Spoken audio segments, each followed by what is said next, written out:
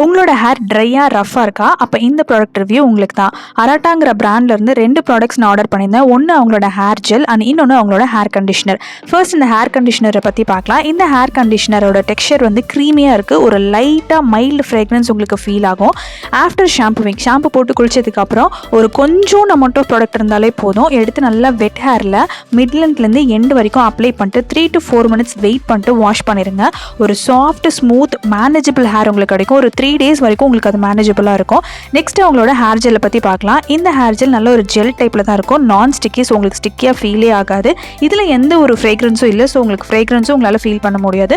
Strong hold கொடுக்குன்னு அவங்க mention பண்ணியிருந்தாங்க. But எனக்கு வந்து ஒரு மீடியம் ஹோல்டு தான் ப்ரொவைட் பண்ணுச்சுன்னு சொல்லலாம். ஒரு நல்ல ஆர்கானிக் ஹேர் கேர் ப்ராடக்ட்ஸ் வேணும், அதை ட்ரை பண்ணணும்னு நினச்சிங்கன்னா கண்டிப்பாக நீங்கள் இந்த ப்ராடக்ட்ஸை ட்ரை பண்ணி பார்க்கலாம். இந்த 2 ப்ராடக்ட்ஸையும் நான் வந்து ஃபர்ஸ்ட் கமெண்ட்டில் பின் பண்ணுறேன். உங்களுக்கு வேணும்னு நீங்கள் போய் செக் அவுட் பண்ணி பாருங்கள். நம்ம சேனலை மறக்காமல் சப்ஸ்கிரைப் பண்ணிக்கோங்க. தேங்க்யூ.